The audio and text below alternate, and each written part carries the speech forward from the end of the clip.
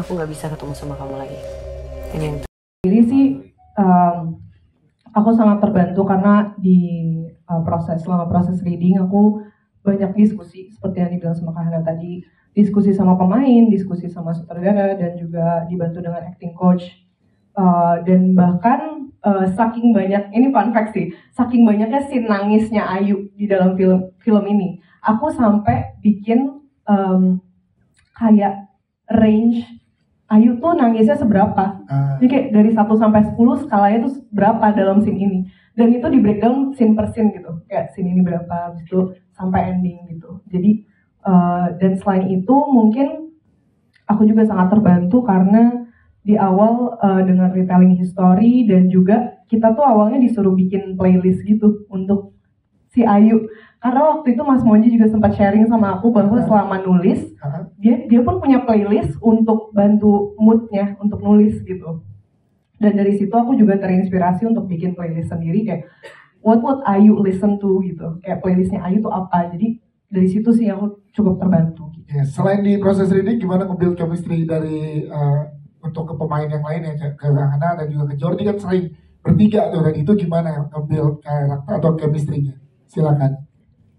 Selama proses reading kita tuh ada olah tubuh gitu, dimana aku sama Kak Hana gitu misalnya kita saling mempercayakan satu sama lain. Misalnya kali ini Kak Hana yang harus melit dan aku jadi harus cuma ngikutin apa yang mau Kak Hana lakukan gitu. Kayak jadi kita gerak sesuai dengan lawan kita gitu. Dan menurut aku juga harus percaya ya sama kawan main kita gitu, percaya sepenuhnya gitu. Dan dari situ sih menurut aku karena kita udah saling percaya, dan dari situ udah tinggal mengalir aja gitu. Bahkan selama syuting juga seperti itu.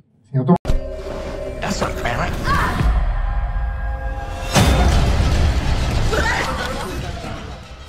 Sebenarnya prosesnya sangat matang dan cukup panjang.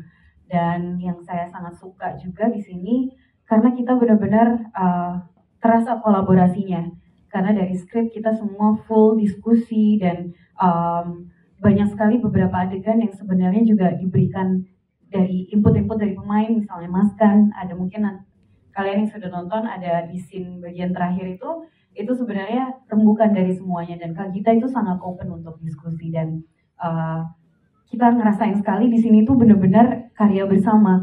Karena sampai di hari syuting pun, di lokasi pun kita masih berdiskusi terus gimana kalau dibuatnya gini karena karakternya seperti ini. Jadi dan itu Kak Gita dan Mas Monji sangat open dengan itu. Selain itu juga yang sangat saya senang juga sangat sebelumnya kita diberikan kesempatan untuk bisa riset dulu. Jadi sempat ke area lokalisasi untuk mengetahui seperti apa sih kehidupan PSK di sana. Dan selain itu juga kita sempat datang ke tempat orang melepas susuk, terus seperti apa, dan beberapa adegan di situ memang berdasarkan riset yang kita lakukan sebelum syuting gitu. Jadi memang ada cerita yang seperti itu. Wow, ini luar biasa. Jadi bagaimana tepuk tangan ya sama malu-malu teman-teman. Dan ini yang bikin menarik karakternya sini kan minim sekali dialog tapi bisa mengkomunikasikan itu ke penonton sehingga nyampe. Itu kan pasti PR-nya berat banget tuh nge-delivery itu.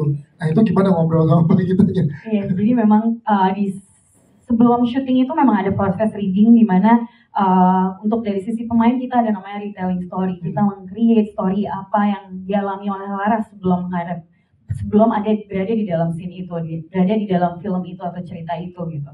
Dan itu yang akhirnya ngebantu karakter Laras sendiri seperti apa sehingga meskipun dia tidur sebenarnya ada emosi-emosi tertentu yang tetap dibawakan walaupun dalam keadaan merem gitu. Dan itu yang tidak bisa bohong di dalam kamera aku rasa. Jadi memang meskipun tidur aku tetap membawa emosi Laras yang sudah di-create sebelumnya gitu. Berdasarkan diskusi pastinya dengan penulis dan director juga dan pemain lain. Terima kasih. mau jagain Mbak Laras. Kita cari dukun yang dulu pasang susuknya Mbak Laras. Sejak kapan mbakmu pakai susuk? Masih cabut. Untuk build chemistry dan membuat karakter, project susuk ini termasuk yang memanjakan kita sebagai aktornya untuk membebaskan diri, mengeksplor kita untuk menjadi karakter tersebut.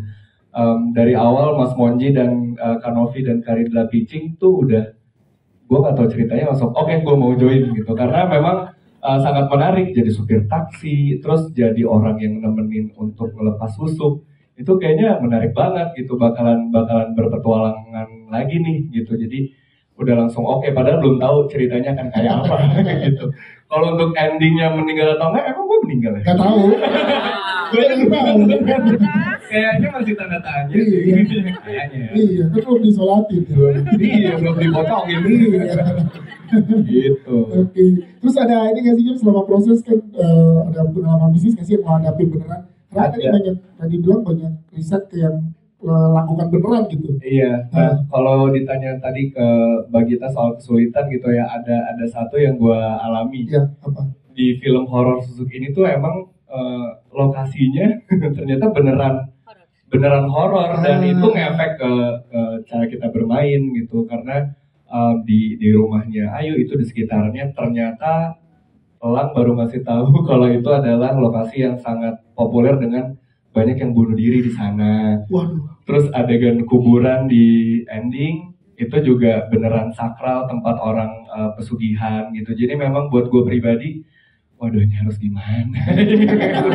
Punten-puntennya udah, doa-doanya udah, tapi ya tetap masih disambut sama makhluk di sana sih dengan hal-hal yang nggak wajar gitu. Kayak tiba-tiba ada hujan badai 2 hari, tapi di situ doang gitu. Ketika kita keluar dari spot itu tuh nggak hujan. Jadi ini kok aneh ya hujan lokalnya. Disambut ya sama Disambut sama mereka gitu. Dan ya kita melakukan kayak panggil orang yang bisa menyelamatkan, dalam artian permisi, kita di sini gak ganggu segala macam, dan terbukti kita balik lagi ke sana ternyata lokasinya sangat hangat dan enak gitu. Jadi emang harus permisi. Itu salah satu set yang lumayan berkesan banget sih, karena kita sempat tungguin ya Mbak, badainya yuk kayak sebentar doang nih, tapi ternyata pas kita nunggu makin gede sampai set kita tuh banjir. Wow. Sampai set kita tuh banjir sampai harus ya udah kita harus cabut deh karena nggak mungkin syuting di situ. Itu di kaki Gunung Kidul, di kuburan yang tempat ada pesugihannya, banyak apa tuh? Sesajen kemenyan gitu tuh ada beneran. Itu lumayan sulit tuh untuk di project ini. Lokasinya soalnya beneran horor. Berarti pengalaman baru lagi ya untuk baru. Dan bukan cuma satu lokasi, setiap lokasi tuh horor. Jadi kayak waduh berat ya.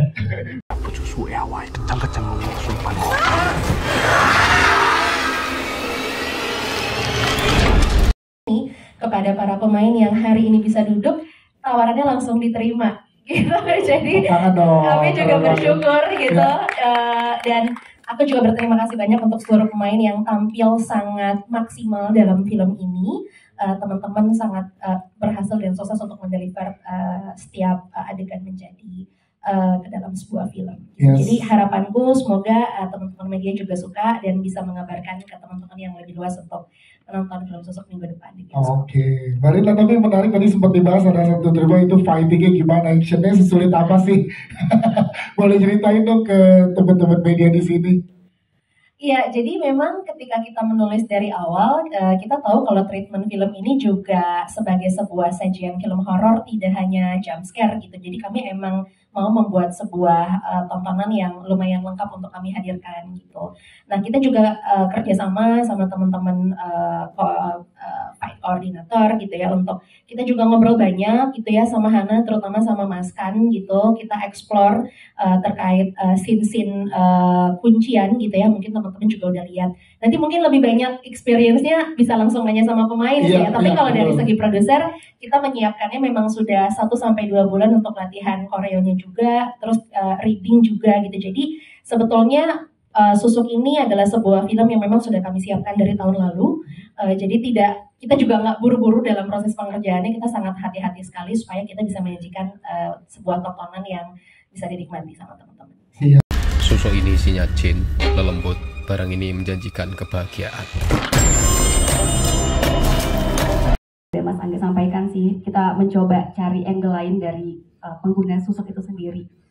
Apa sih yang bisa, yang kita bisa eksplorasi secara teror, yang nantinya bisa jadi sebuah treatment yang menarik dan berbeda dari film horor lain yang banyak dan sedang tayang di Indonesia. Kalau dalam treatment pembuatan produksinya, tantangan tersulitnya apa Mbak Gita? Karena tadi kita lihat tuh banyak banget yang menarik ya untuk kita bahas, tapi apa yang tersulit menurut Mbak Gita? Sebenarnya memang challenge-nya banyak sekali ya. Cuman memang aku sendiri di sini sangat beruntung bisa disupport oleh teman-teman produksi juga, terutama dari Good Work, Ridla Anur sama Novi Hanabi juga Monjat Mojo gitu. Kita bersama-sama sebenarnya di film ini mencoba untuk membuat sesuatu lah yang pastinya berbeda tampilannya. Jadi proses itu sih, jadi kita banyak banget ngobrol pada saat proses lagi pre-production, menyiapkan ceritanya, kemudian mencari cast-nya, siapa yang kira-kira cocok bermain di dalam film ini, dan proses kreatifnya terus berjalan sampai syuting sebenarnya.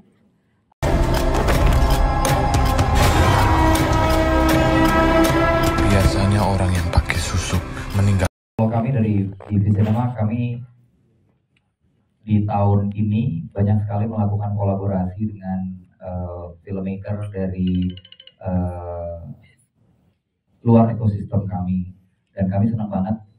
Pertama, film ini kerjasama dari berbagai pihak, salah satunya Good Work, pimpinannya Ridla, lalu kemudian waktu itu juga dimulai dengan Monji, dan kita mempitch cerita ini di Cinema. Buat kami saat itu satu konsep yang fresh, di mana konsep horornya itu hauntednya ada di dalam tubuh manusia gitu. Karena biasanya kalau kita lihat film-film horor yang lazim ada di Indonesia biasanya merujuk pada sebuah tempat gitu. Tapi ini ada di dalam tubuh, dan bagaimana teror ini mengikuti tubuh tersebut. Dan buat kami ini satu konsep yang menarik dan resonate gitu ke penonton Indonesia, karena mungkin kita bukan pertama kali tahu konsep susuk itu. Udah sering banget kita dengar di sekitar kita. Kedua, mungkin karena ada satu faktor di mana waktu itu kami melihat pengen banget kerja bareng sama Gita lagi, karena setelah di Story of Dinda di saat pandemi waktu itu gitu ya, belum ada kesempatan buat kerja lagi, dan waktu Monji datang bersama dengan Ridla dan Gita, jadi kesempatan yang seru untuk bisa kolaborasi dengan ketiga filmmaker tersebut. Dan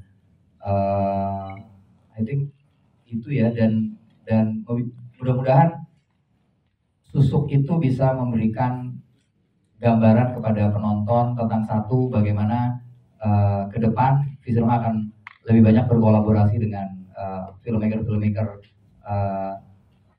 dari seluruh Indonesia, dan kedua bisa memberikan gambaran juga ke penonton Indonesia range of kontennya Visinema. Kita bisa keluar dengan film keluarga, kita bisa keluar dengan animasi, kita bisa keluar dengan film action, film drama, dan juga film horor gitu. Dan ini film horor kedua, dan secara kualitas saya sangat berterima kasih pada teman-teman dari Good Work dan produksi cast.